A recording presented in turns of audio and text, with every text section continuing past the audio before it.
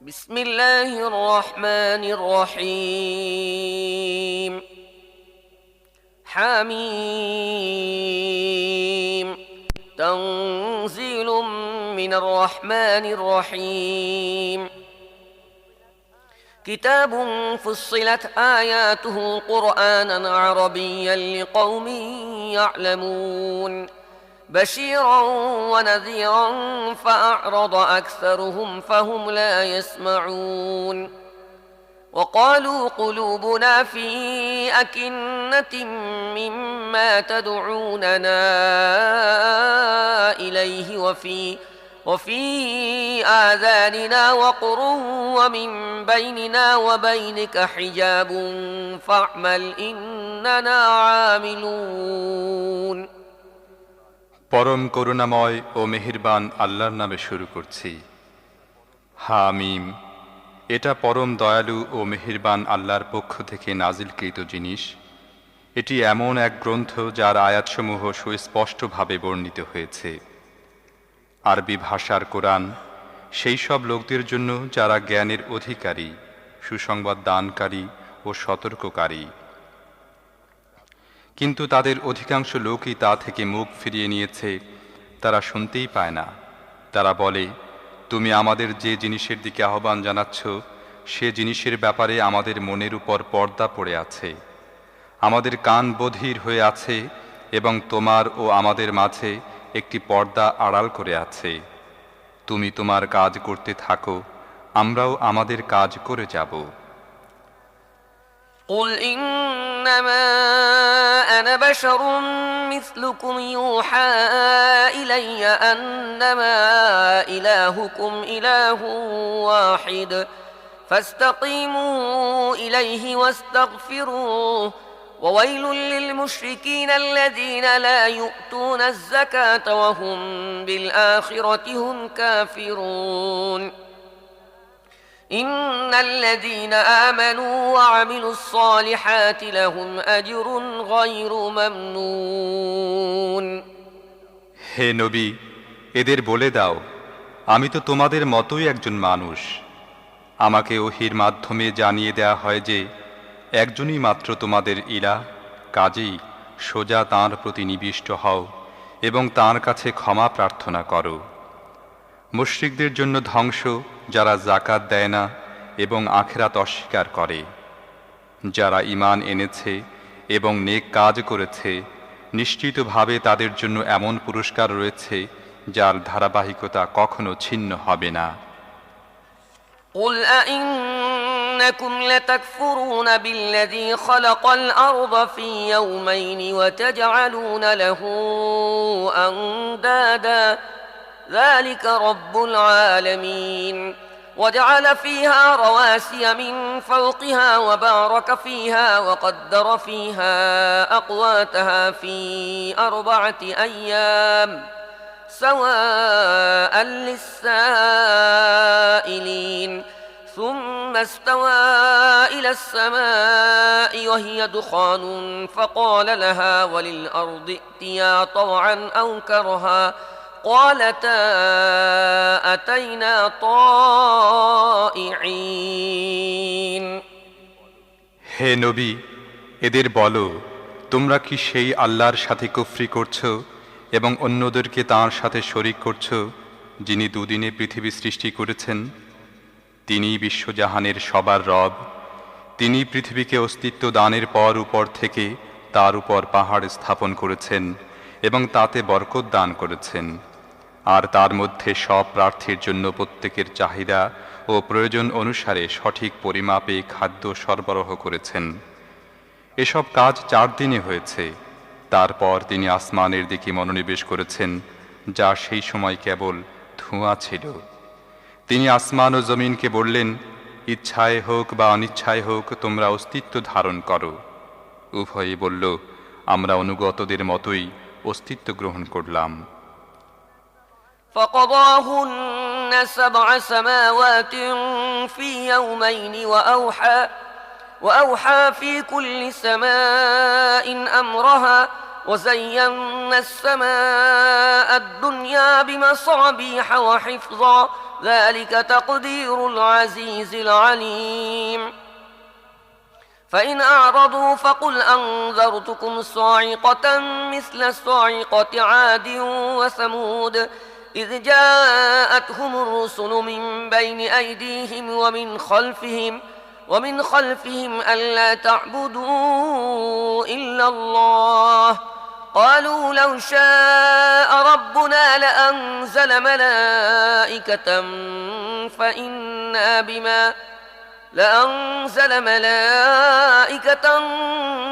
فإنا بما أرسلتم به كافرون তারপর তিনি দুদিনের মধ্যে 7 আসমান বানালেন এবং প্রত্যেক আসমানে তিনি তাঁর বিধান ওহী করলেন। আর পৃথিবীর আসমানকে আমি উজ্জ্বল প্রদীপ দিয়ে সজ্জিত করলাম এবং ভালোভাবে সুরক্ষিত করে দিলাম। এসবই এক মহাপরাক্রমশালী জ্ঞানী সত্তার পরিকল্পনা। এখন যদি এরা মুখ ফিরিয়ে নেয় তাহলে এদের বলে দাও, আদ ও সামুদের উপর যে ধরনের আযাব নাজিল হয়েছিল আমি তোমাদেরকে অকস্মাৎ সেইরূপ আযাব আসার ব্যাপারে সাবধান করছি। সামনে ও পিছনে সব দিক থেকে যখন তাদের কাছে আল্লাহর রসুল এলো এবং তাদেরকে বুঝালো আল্লাহ ছাড়া আর কারো দাসত্ব করো না, তখন তারা বলল, আমাদের রব ইচ্ছা করলে ফেরেশতা পাঠাতে পারতেন, সুতরাং তোমাদেরকে যে জন্য পাঠানো হয়েছে আমরা তা মানি না। فأما عاد فاستكبروا في الأرض بغير الحق وقالوا من أشد منا قوة أولم يروا أن الله الذي خلقهم هو أشد منهم قوة وكانوا بآياتنا يجحدون فأرسلنا عليهم ريحا صرصرا في أيام نحسات لنذيقهم عذاب الخزي في الحياة الدنيا ولعذاب الآخرة أخزى وهم لا ينصرون তাদের অবস্থা ছিল এই যে পৃথিবীতে তারা অন্যায়ভাবে নিজেদেরকে বড় মনে করে বসেছিল এবং বলতে শুরু করেছিল, আমাদের চেয়ে অধিক শক্তিশালী আর কে আছে। তারা আমার আয়াতসমূহকে অস্বীকারই করে চলল। অবশেষে আমি কতিপয় অমঙ্গলকর দিনে তাদের উপর প্রবল ঝোড়ো বাতাস পাঠালাম, যেন পার্থিব জীবনেই তাদেরকে অপমান ও লাঞ্ছনাকর আযাবের মজা চাখাতে পারি। আখিরাতের আযাব তো এর চেয়ে অধিক অপমানকর, সেখানে কেউ তাদের সাহায্যকারী থাকবে না। وأما ثمود فهديناهم فاستحبوا العمى على الهدى فأخذتهم صاعقة العذاب الهون بما كانوا يكسبون ونجينا الذين آمنوا وكانوا يتقون আর আমি সামুদের সামনে সত্য পথ পেশ করেছিলাম, কিন্তু তারা পথ দেখার চেয়ে অন্ধ হয়ে থাকা পছন্দ করল। অবশেষে তাদের কৃতকর্মের কারণে তাদের উপর লাঞ্ছনাকার আযাব ঝাঁপিয়ে পড়ল। যারা ঈমান এনেছিল এবং গুমরাহি ও দুষ্কৃতি থেকে দূরে অবস্থান করত, আমি তাদেরকে রক্ষা করলাম।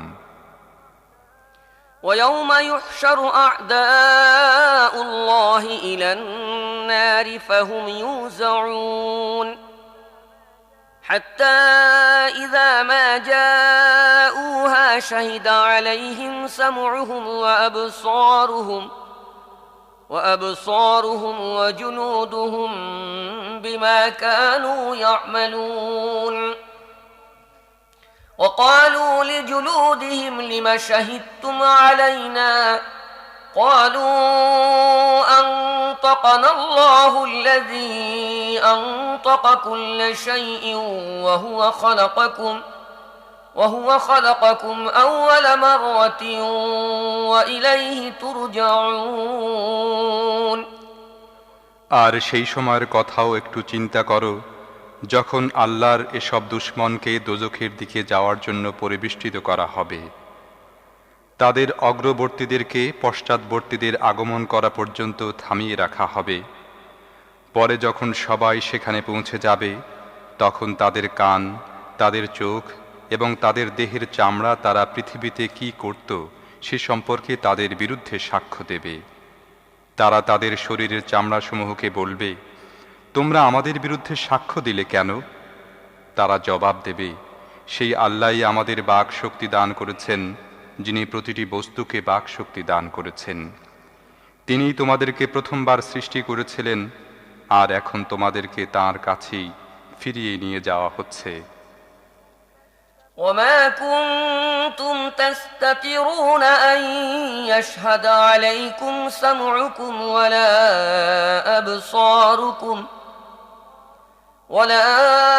أبصاركم ولا جلودكم ولكن ظننتم أن الله لا يعلم كثيرا مما تعملون وذلكم ظنكم الذي ظننتم بربكم أرداكم فأصبحتم من الخاسرين فإن يصبروا فالنار مثوى لهم وإن يستعتبوا فما هم من المعتبين وقيضنا لهم قرناء فزينوا لهم ما بين أيديهم وما خلفهم وحق عليهم القول في قد خلت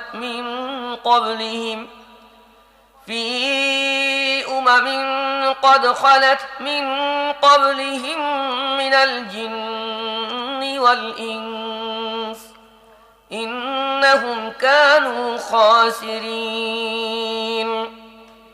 পৃথিবীতে অপরাধ করার সময় যখন তোমরা গোপন করতে, তখন তোমরা চিন্তাও করনি যে তোমাদের নিজেদের কান, তোমাদের চোখ এবং তোমাদের দেহের চামড়া কোনো সময় তোমাদের বিরুদ্ধে সাক্ষ্য দেবে। তোমরা তো বরং মনে করেছিলে তোমাদের বহু সংখ্যক কাজকর্মের খবর আল্লাহ রাখেন না। তোমাদের এই ধারণা যা তোমরা তোমাদের রব সম্পর্কে করেছিলে তোমাদের সর্বনাশ করেছে এবং এর বদৌলতেই তোমরা ক্ষতিগ্রস্ত হয়েছ। এ অবস্থায় তারা ধৈর্য ধারণ করুক বা না করুক, আগুনই হবে তাদের ঠিকানা। তারা যদি প্রত্যাবর্তনের সুযোগ চায়, তাহলে কোনো সুযোগ দেয়া হবে না। আমি তাদের উপর এমন সব সঙ্গী চাপিয়ে দিয়েছিলাম যারা তাদেরকে সামনের ও পিছনের প্রতিটি জিনিস সুদৃশ্য করে দেখাত। অবশেষে তাদের উপরও আযাবের সেই সিদ্ধান্ত প্রযোজ্য হল যা তাদের পূর্ববর্তী জিন ও মানব দলসমূহের ক্ষেত্রে প্রয়োগ করা হয়েছিল। নিশ্চিতভাবেই তারা ক্ষতিগ্রস্ত ছিল। وقال الذين كفروا لا تسمعوا لهذا القرآن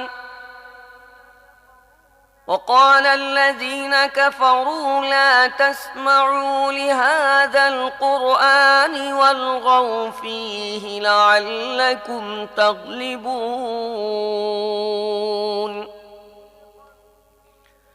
فلنذيقن الذين كفروا عذابا شديدا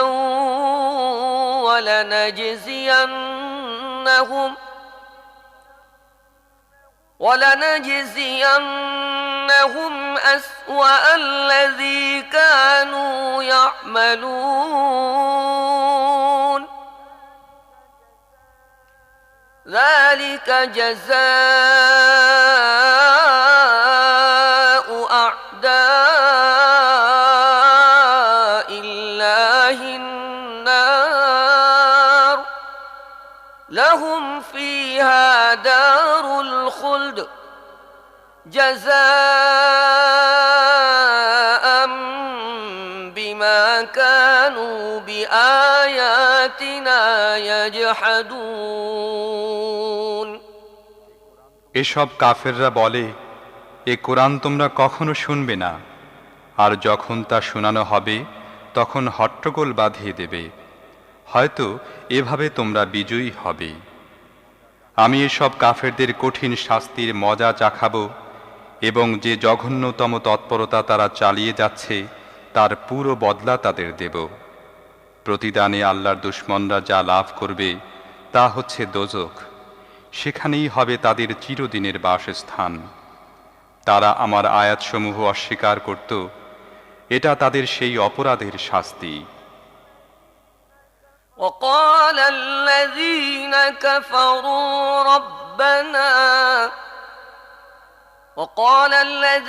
كفروا ربنا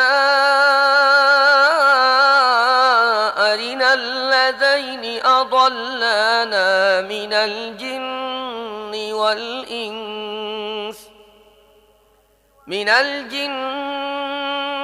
والإنس نجعلهما تحت أقدامنا ليكونا من الأسفلين। তখন এসব কাফের বলবে, হে আমাদের রব, সেই সব জিন ও মানুষ আমাদের দেখিয়ে দাও যারা আমাদের পথভ্রষ্ট করেছিল। আমরা আজ তাদের পদদলিত করব যাতে তারা লাঞ্ছিত ও অপমানিত হয়। ইন্নাল্লাযীনা ক্বালু রাব্বুনাল্লাহ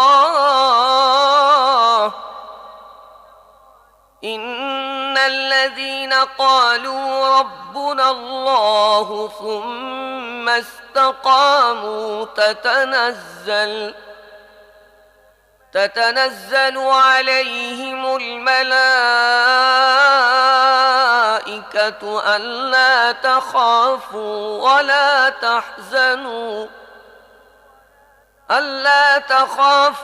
ولا تحزنوا وأبشروا بالجنة التي كنتم توعدون। নিশ্চয়ই যারা ঘোষণা করেছে আল্লাহ আমাদের রব, অতঃপর তার উপরে দৃঢ় ও স্থির থেকেছে, নিশ্চিত তাদের কাছে ফেরেশতারা আসে এবং তাদের বলে, ভীত হইও না, দুঃখ করো না, এবং সেই জান্নাতের সুসংবাদ শুনে খুশি হও তোমাদেরকে যার প্রতিশ্রুতি দেয়া হয়েছে।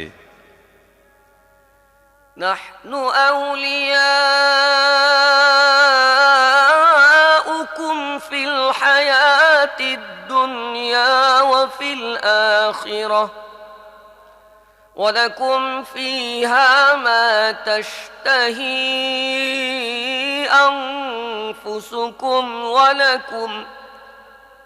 ولكم فيها ما تدعون نزلا من غفور رحيم। আমরা এই দুনিয়ার জীবনে তোমাদের বন্ধু এবং আখিরাতেও, সেখানে তোমরা যা চাবে তাই পাবে, আর যে জিনিসেরই আকাঙ্ক্ষা করবে তাই লাভ করবে। এটা সেই মহান সত্তার পক্ষ থেকে মেহমানদারির আয়োজন, যিনি ক্ষমাশীল ও দয়াবান। ومن أحسن قولا ممن دعا إلى الله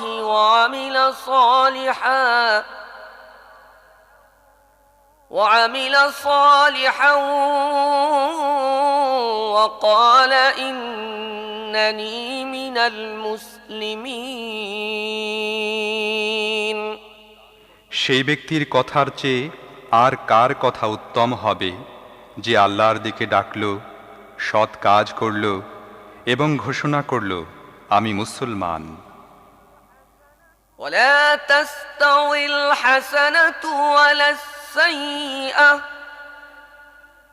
ادفع بالتي هي أحسن فإذا الذي بينك وبينه ولا تستوي الحسنة ولا السيئة ادفع بالتي هي أحسن فإذا الذي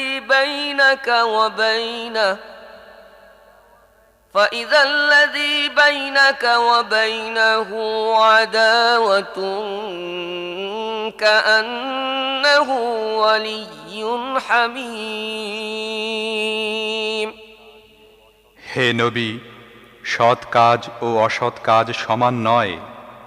তুমি অসৎ কাজকে সেই নেকি দ্বারা নিবৃত্ত করো যা সবচেয়ে ভালো, তাহলে দেখবে যার সাথে তোমার শত্রুতা ছিল সে অন্তরঙ্গ বন্ধু হয়ে গিয়েছে।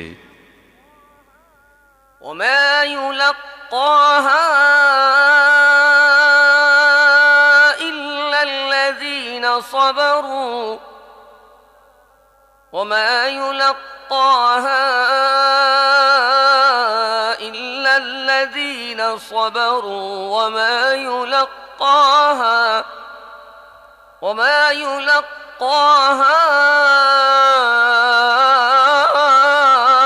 إلا ذو حظ عظيم وإما ينزغنك من الشيطان نزغ فاستعذ بالله إنه هو السميع العليم। ধৈর্যশীল ছাড়া এ গুণ আর কারো ভাগ্যে জোটে না, এবং অতি ভাগ্যবান ছাড়া এ মর্যাদা আর কেউ লাভ করতে পারে না। যদি তোমরা শয়তানের পক্ষ থেকে কোনো প্ররোচনা আঁচ করতে পারো, তাহলে আল্লাহর আশ্রয় প্রার্থনা করো, তিনি সব কিছু শোনেন এবং জানেন। ومن آياته الليل والنهار والشمس والقمر لا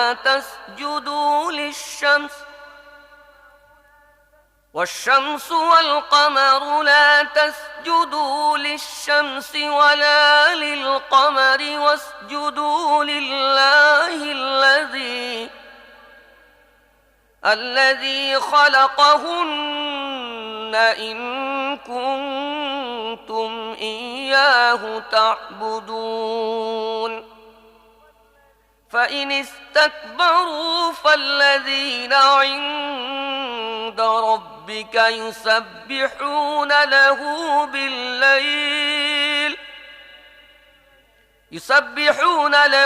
بالليل والنهار وهم لا يسأمون। এই রাত ও দিন এবং চন্দ্র ও সূর্য আল্লাহর নিদর্শনের অন্তর্ভুক্ত। সূর্য ও চাঁদকে সিজদা করো না, সেই আল্লাহকে সিজদা করো যিনি তাদের সৃষ্টি করেছেন, যদি সত্যি তোমরা তাঁর ইবাদতকারী হও। কিন্তু যদি অহংকার করে এসব লোকেরা নিজেদের কথায় গোঁ ধরে থাকে, তবে পরোয়া নেই। যেসব ফেরেশতারা তোমার রবের সান্নিধ্য লাভ করেছে, তারা রাত দিন তাঁর তাসবিহ বর্ণনা করছে এবং কখনো তারা ক্লান্ত হয় না। ومن آياته أنك ترى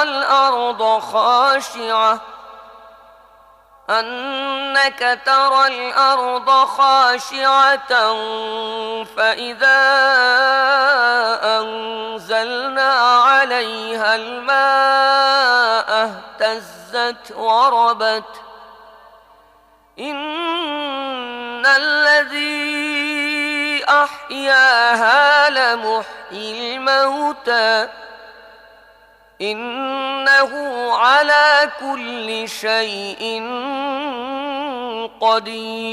قدير।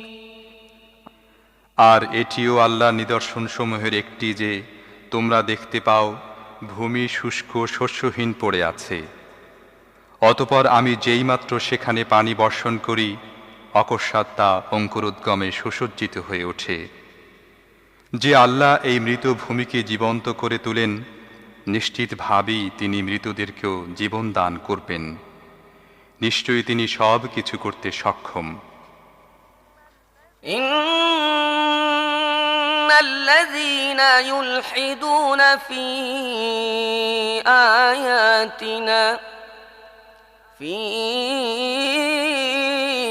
আয়াতিনা লা ইয়াখফাউনা আলাইনা أفمن يلقى في النار خير أم من يأتي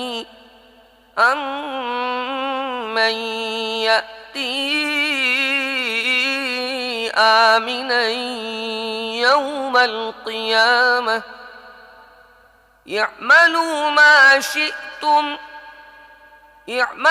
ما شئتم إنه بما تعملون بصير। যারা আমার আয়াতসমূহের উল্টা অর্থ করে তারা আমার অগোচরে নয়। নিজেই চিন্তা করে দেখো যে ব্যক্তিকে আগুনে নিক্ষেপ করা হবে সেই ব্যক্তি ভালো, না যে ব্যক্তি কিয়ামতের দিন নিরাপদ অবস্থায় হাজির হবে সেই ভালো? তোমরা যা চাও করতে থাকো, আল্লাহ তোমাদের সব কাজ দেখছেন। ইন্নাল্লাযীনা কাফারু বিয-যিকরি লাম্মা জাআহুম ওয়া ইন্নাহু লাকিতাবুন আযীজ وإنه لكتاب عزيز لا يأتيه الباطل من بين يديه ولا من خلفه تنزيل من حكيم حميد। এরা সেই সব লোক যাদের কাছে উপদেশ বাণী আসলে মানতে অস্বীকার করেছে, কিন্তু বাস্তব এই যে এটি একটি মহা শক্তিশালী গ্রন্থ। বাতিল না পারে সামনে থেকে এর উপর চড়াও হতে, আর না পারে পেছন থেকে। এটা মহা জ্ঞানী ও পরম প্রশংসিত সত্তার নাজিলকৃত জিনিস। মা ইউকালু লাকা ইল্লা মা ক্বাদ ক্বিলা লির-রুসুলি মিন ক্বাবলিক إلا ما قد قيل للرسل من قبلك إن ربك لذو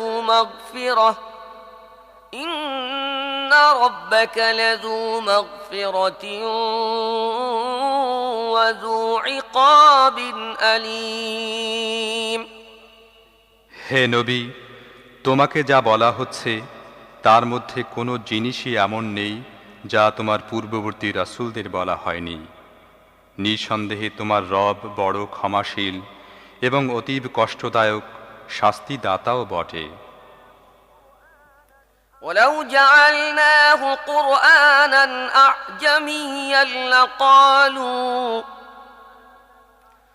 جعلناه قرآنا أعجميا لقالوا لولا فصلت آياته أأعجمي وعربي قل هو للذين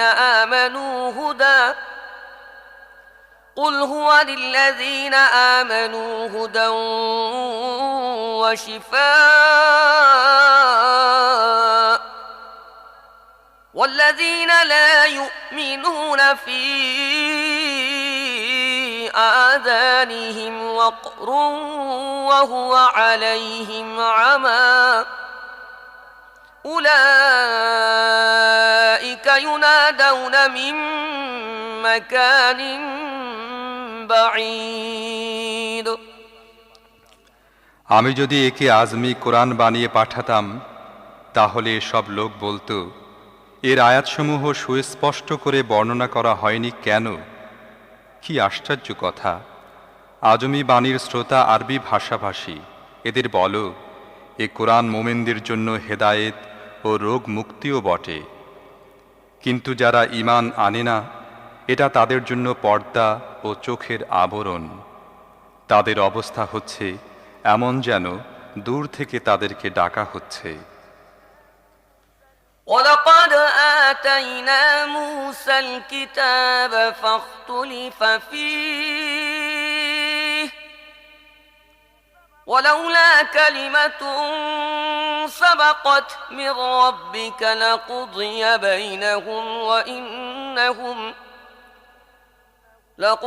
بَيْنَهُمْ وَإِنَّهُمْ لَفِي شَكٍّ مِّنْهُ مُرِيبٍ من عمل صالحا فلنفسه من عمل صالحا فلنفسه ومن أساء فعليها وما ربك بظلام للعبيد صدق الله العظيم